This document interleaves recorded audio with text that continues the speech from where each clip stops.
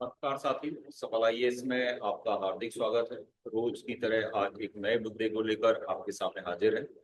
आज का मुद्दा है कि फील्ड डिफेंस पीएसयू को मिनी रत्न का दर्जा दिया गया है। तो कौन सी कंपनी है, क्या काम करती है और इनसे प्री, मेंस और इंटरव्यू में भी क्वेश्चन आ सकते हैं।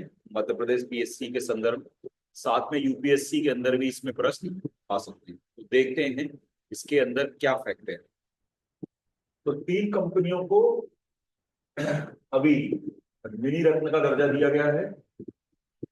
किसे मिल किसे मिलती है मान्यता? तो जो 3 वर्षों की छोटी अवधि के भीतर लाभ कमाने वाली कारपोरेट संस्थाओं को क्या होता है, ऐसा दर्जा दिया जाता है। तीनों कंपनियों की स्थापना कब हुई? 1 अक्टूबर 2021 को तीनों कंपनियों की क्या की गई, स्थापना की गई। इसमें पहली कंपनी है म्यूनिस इंडिया लिमिटेड, MIL। इसका कार्य है गोला बारूद और वैश्विक निर्यात। मतलब ये कंपनी गोला बारूद बना भी रही है और विश्व के अंदर क्या कर रही है, निर्यात भी कर रही है। कौन सा गोला बारूद बना रही है? छोटे, मध्यम, भारी कैलिबर के गोला बारूद, मोर्टार और रॉकेट हैंड ग्रेनेड, जो हाथ से फेंकने वाले ग्रेनेड होते हैं, ठीक है, उसको बनाती है। मोर्टार आपने देखे होंगे, एक बड़ा सा पाइप होता है, यानी हथियार होता है। उसमें आगे एक गोला डाला जाता है, जवान पीछे हटता है और वो फिर क्या होता है, आगे फायर होता है। ठीक है। इसके साथ साथ आर्मर्ड व्हीकल निगम लिमिटेड, AVNL, इसका कार्य है स्वदेशी लड़ाकू वाहन बनाना। मतलब ऐसे वाहन आर्मी को देना जो आगे जाके फ्रंट पे क्या हो, लड़ सकें। एक तो वाहन वो होंगे जो एक जगह से दूसरी जगह पर क्या हो रहे हैं, सैनिकों को ले जा रहे हैं, लेकिन ये वो होंगे जहां पर हथियार इनके ऊपर सेट होंगे।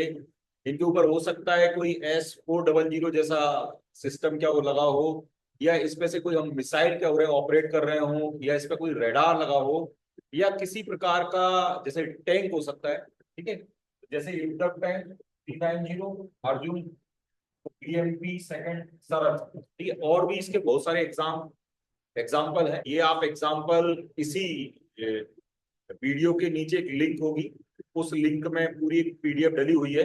आपको ढेर सारे एग्जाम्पल इसके अंदर क्या होंगे, मिल जाएंगे। साथ में इंडिया ऑर्डिनेंस लिमिटेड, IOL, ये रक्षा के लिए उन्नत ऑटो इलेक्ट्रॉनिक्स का निर्माण करती है। और ये इनका इस्तेमाल जो होगा वो कायम होगा तोपों में, नौसेना हथियारों के लिए लक्ष्य निर्धारण प्रणाली में। यानी कहने का मतलब है इलेक्ट्रॉनिक डिवाइस हैं जो इन मशीनों के अंदर लगाई जाएंगी, जिससे हम टारगेट को क्या करेंगे, डिसाइड करेंगे। और ये डिवाइस हमको बताएंगी कि टारगेट कहाँ पर है, और टारगेट जहां सेट हो गया उसके हिसाब से हम क्या होंगे, फायर कर पाएंगे। जैसे अभी आपने हाल ही में देखा होगा, ब्रह्मोस ने बहुत सटीक फायर किया, या ब्रह्मोस ने बहुत सटीक तरीके से पाकिस्तान को नुकसान पहुंचाया।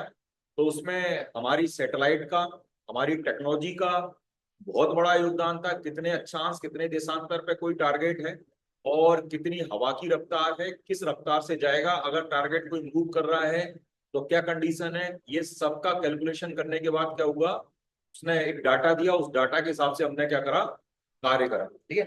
अब चूंकि इनको मिनी रत्न का दर्जा मिल गया है, तो इनको क्या लाभ होगा, निर्णय लेने की गति तेज होगी। आपको पता है महारत्न और मिनी रत्न के अंदर अगर ऐसा दर्जा कंपनी को मिल जाता है, तो कंपनी को कुछ रियायत मिलना क्या होती है, चालू हो जाती है। तो वो अपने स्तर पर निर्णय ले पाएगी, निवेश के विस्तार की संभावना है, वो कहीं निवेश कर पाएगी या अपने आप कुछ पैसा क्या होगी, ले पाएगी। साथ में निर्णय लेने की क्षमता क्या होगी, डेवलप होगी।